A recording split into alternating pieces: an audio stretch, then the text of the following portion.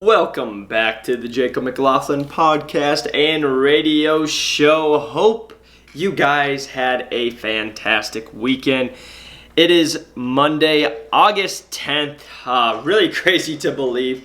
We are now about 5 months into this whole quarantine world shutdown due to COVID. It's been an absolutely crazy experience, but it's nice to see things are starting to kind of get going. You know, it's been crazy because I have a lot of clients, and right now their students are all their kids are starting, and half of them are, I would say, and probably 90% of them are going back online, and then some of them are going back in person, but I would say the majority is online just because, you know, everything's so new. They don't know the protocols, and a lot of parents are scared about it, and they're not sure what's going on. And I can't say that I blame them, but, you know, we're still closed down here in Arizona with gyms, and you know, it's nuts to me. And the reason I say it's nuts to me is, you know, here in the state of Arizona, you're allowed to go to casinos, you're allowed to go to strip clubs, you're allowed to go to anywhere you would want to outside, but we can't train one person in the gym.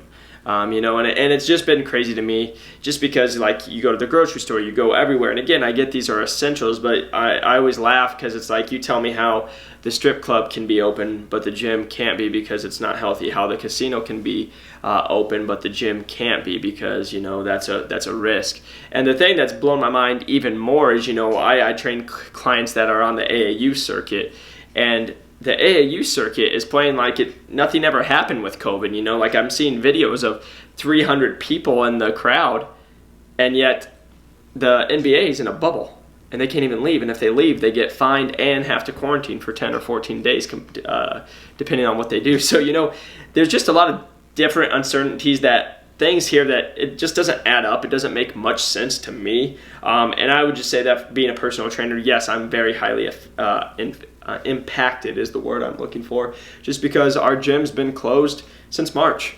And it's really sucked. And I say that not from just a financial point, but just not being able to see my clients, not being able to get to interact with others that I really care about, and getting just to have our normal social time while they're staying healthy. And that's been the biggest thing that I think I've been annoyed about is it's 110 here in Scottsdale, Arizona, which we just broke the record. Most days over 110 degrees. I think we just broke it with like 34 days, and we are only in the beginning of August. So there are more days. I think this whole week, the lowest is 111 for the days. I think Wednesday through Saturday is supposed to be 115. So the record keeps on going. But I will stop rambling on because you guys don't care about that. So I'm going to go into what we got. But I do want to just say, went to California this weekend. I've never been to San Diego. Wanted to check out San Diego, so took myself on a little trip and got to go see San Diego. Stayed in downtown, went and ate some good food at Little Italy, had some pizza, some pasta, and got to enjoy San Diego. Absolutely a beautiful city, but I will say the one thing I was not expecting were the smells of the city. There's a lot of urine areas over there, so but it's an absolutely beautiful city. Was able to break it. It was actually 70, and I'm going to get beat up by all the Midwest people right now, but it was like 66 degrees, and we were at dinner, and I was shivering, and I was freezing. I was ready to go back to the room because I was so cold, and I was wearing jeans and a t-shirt. So it is official. I am a wimp, and as my grandma would say, I'm a pansy. That was a phone call we actually had in January. My grandma talked to me, and she was like, "You have become quite the pansy," because I told her I was wearing a sweater just like this when it was 70 degrees. So I digress. But I wanted to hop on today. Like I said, I was just in San Diego. I went to St. George the week before, and so I've been trying to do a lot of traveling. I've been traveling just because, you know, the gym shut down, so I can't train any people or anybody. My clients, I can train a couple at home, but that's here and there with the summer, especially with school starting back up. They have a lot of stuff on their plate, you know, so my life's pretty much come to almost a halt. And with that said, so I started traveling, and I wanted to give you guys 5 traveling tips to keep you guys on track. And the reason this came to mind was I was like, I try to do things to help me stay in shape and, you know, not lose all my goals. And I was like, I need to share this with my clients. And it's something I do share with my clients is just helpful tips. So I wanted to give you guys 5 helpful traveling tips that I personally use that hopefully you guys can use on your own trips, and maybe you guys can make just a little bit of difference. And now again, when I'm saying these travel tips to like keep you on track, I'm not saying to, get shredded or to like, gain all this muscle or do this. I'm just, a lot of my clients, they just want to be healthy. They just want to live a good life. And also they don't want to go on vacation and gain 5, 10, 15 pounds and all the progress they've been putting in over the last couple months. They don't want to just lose it over a week or two vacation. And so I wanted to give you guys tips that would be helpful for you. So number 1, make 30 minutes to move no matter what. The reason I say this is many times when we would go on vacation, that means I can't do anything. That means I'm just going to lay around by the pool. I'm going to just eat a bunch. I'm going to drink a bunch, and I'm going to do nothing. And you went from working out 4 days a week to doing nothing and now consuming more food. So making 30 minutes to just move. And when I say move, I don't mean you guys have to go and do sprints. You don't have to go for a run. I'm not saying you have to even go and use the workout equipment at the hotel. Just like in California, there wasn't. You couldn't use that. So I had to get creative. But just being 30 minutes. Now that could be just 30 minutes of walking. It could be if you're running, if you like to run. Air squats, like do a 10-minute EMOM for 30 minutes. That would crush most normal people. That would be tough by itself. Or just like a body weight workout. So I'll give you an example of what I did this weekend on Saturday. We were about to go eat a bunch of pizza and ravioli, lobster ravioli, which was delicious. And again, I didn't want to just go from doing nothing to eating all this food. I was like, I need to earn this food a little bit. And so what I did was I put the clock on for 30 minutes and just let it roll. And I did 10 shoulder push-ups. So I put my feet on a chair and I put my butt up in the air and I made an angle. And so I did like shoulder push-ups. So the push-ups were at my shoulders. Then I went number 2. Right after that, I would go into high knee run for 45 seconds. And then I would go into a single leg row with my suitcase. So I actually grabbed my suitcase, I zipped it up, put all my clothes and weights in it. I stood on one leg flat and then I rode it up to my side, which had to make me squeeze my glute more so I didn't fall over, squeeze my core so I didn't fall over, and then I got the good big squeeze by rowing it up. So I did 12 on each side, and then I went into 15 diamond push-ups. And then after that, I went into 10 burpees with mountain climbers. So all it was I did a burpee, I jumped up, I came down, and instead of doing a push-up, I did 6 mountain climbers. And then I jumped back up and repeated that 10 times. And so I did that for 30 minutes straight, and I just was like, how many rounds can I get? So I ended up getting through 6 rounds in the 30 minutes, and I just did that nonstop for 30 minutes. So that's just like an easy way to, no weights, no problem. You just get yourself going. Maybe it's, again, just going walking. But the worst thing you guys can do is just do absolutely nothing, because you're probably going to be driving or flying, so you're probably sitting and doing nothing for half the time anyway. And again, we're just eating all the time. So just making sure you guys move. Maybe it's you guys go for a walk. That was my favorite part was I got to San Diego and then went for about an hour walk. Just got on the boardwalk and walked because I've never been there. Got to see a lot of the cool sights and just get moving, because I always feel better when I've done some moving. So that's number 1. And I'm sorry if you guys are hearing that. Mr. Braxton, the dog outside, is mad that he's not in here. So he's making some noises. He's whining. But number 2. Use the stairs. So again, this just comes down to moving, right? A lot of times we will like to take elevators. Number 2 is just using the stairs, is just coming to make yourself be a little more active than you normally would. If your guys are just going to be sitting or driving or riding around, laying around by the pool, we'll just get a little extra activity. And using the stairs every single time over a vacation can really add up compared to if you didn't. And if you're on the 10th floor like we were, it gets real fast and you get really sick of it, but you're burning a lot of calories while you're doing it. So that is just an other option. Just another way to stay active while you guys are on vacation. Something as simple as just taking the stairs instead of actually just going and taking the elevator every single time. So that's number 2. Number 3, hydrate. I have it hydrate. And the reason hydrate is, number 1, hydration is so important on just how you're going to feel. If you're dehydrated, you're going to feel like crap. You're not going to feel good. You're not going to want to go and move around.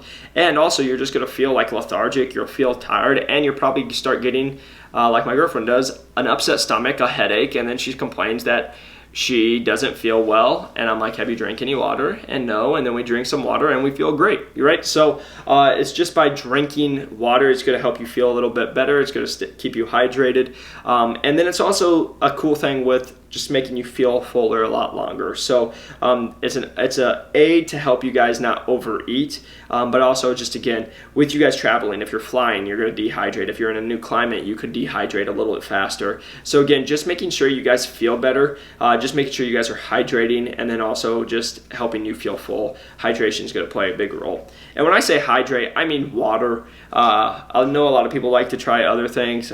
Water's going to be your king. Just drink regular water. If you guys can't drink that regular water because the taste is too much, try to do water with like some flavoring or something 0 calories. I just say it because a lot of people will go into those sugary drinks, and then we just added a whole another 100 or 200, 300 calories into what we could have just had for 0. So again, just trying to drink 0 calorie. I will say, if you guys want a little life hack, one of my favorite waters it's by Clearwater. I think it's a Walmart brand because I go to Walmart, grab some stuff, and it's carbonated water, and it legit tastes like soda.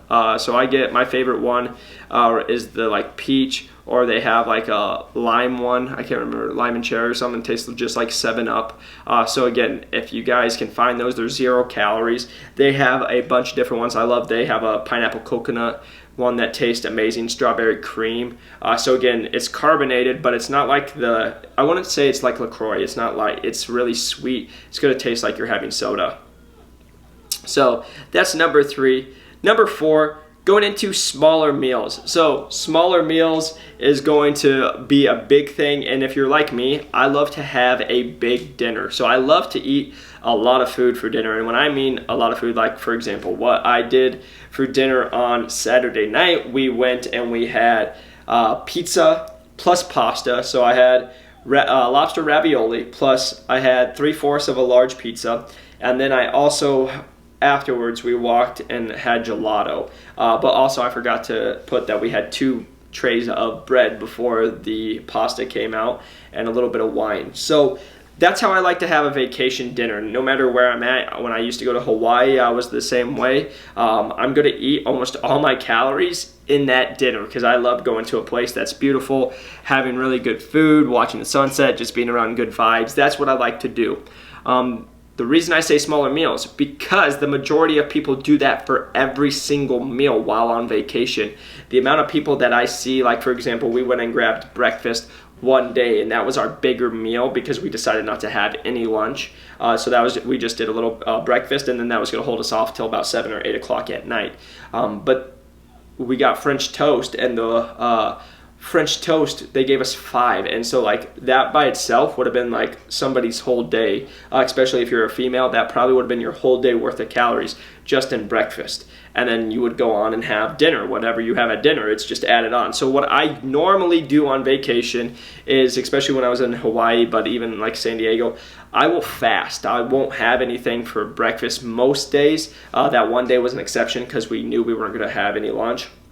But most days, I won't have anything, and I'll just have like a black coffee, and that will hold me over till just about lunchtime. And then about lunchtime, I'll have a salad normally with like a lot of protein. So for example, I will go, if it's like Subway or wherever we go to eat, I will just get a salad, and then I'll do double or triple meat, depending on where I'm at, because some places you say double meat and they give you 2 pieces, and so I have to do triple meat. But just keeping a high protein meal, a lower carb, lower fat, because again, not saying that they're bad, it's just because you're going to eat it all for dinner. So that's a hack right there, is just trying to have smaller meals throughout the day, but allowing yourself for that big dinner. And again, if you're going to have a huge lunch, maybe it's the opposite. The only reason I say what I'm saying is because the majority of Americans that I see, or people on vacation that I see, is they have a giant breakfast. And then it's like, oh, what are we doing for lunch? And they go and have a giant burger and fries plus the ice cream with it, and that's lunch. And then 5-6 hours later, they're going out for dinner, and then they're going in grabbing something else plus dessert. And so you just had 3 times your daily limit in just one day. Now, if you do that for 4, 5, 6 days, and you're not doing as much workout, like we talked about, gaining that 5, 10, 15 pounds in that week or 2 weeks is pretty easy to do if you're eating so much food.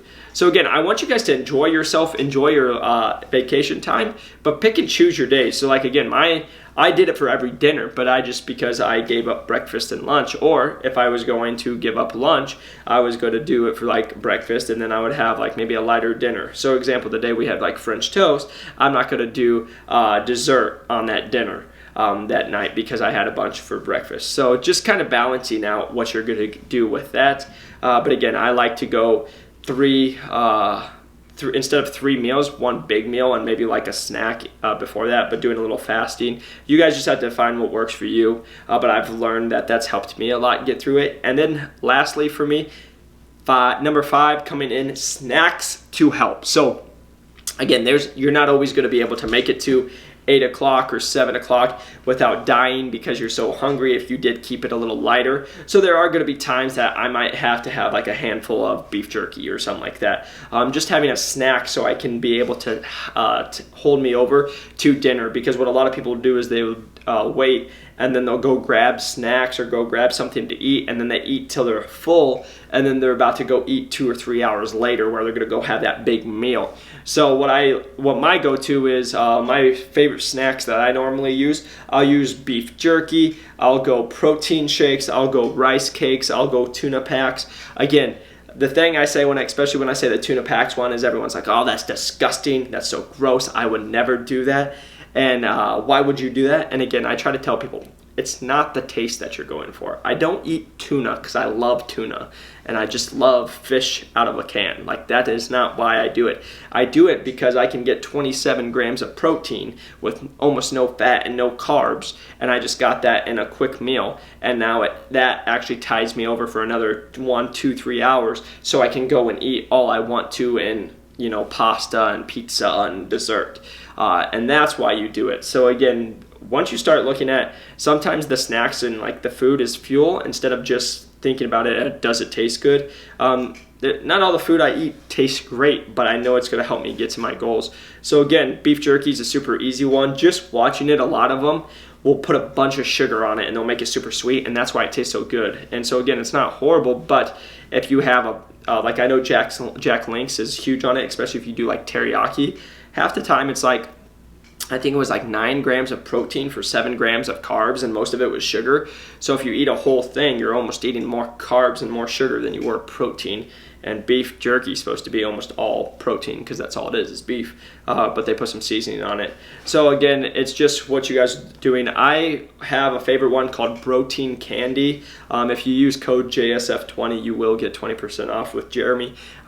They're a great company. Delicious food, or delicious jerky, but it's all organic, homegrown. The beef that's got the highest, so for like a 2-ounce pack, it's like 30 grams of protein, I think 4.5 grams of fat, and like 3 grams of carbs. So it's a great option for that. Also, again, rice cakes, I'll just go with like, the everything one, so it tastes pretty good. It's nice and light. I can usually do that with some beef jerky or like some protein shake, or again, a tuna pack. Even the last one that I do like to use sometimes is like lunch meat. If I go to a grocery store and I can find some lunch meat, grab one of the boxes and just go with that and do some turkey or do some ham, and just again, get me some quick protein that's gonna tide me over till dinner.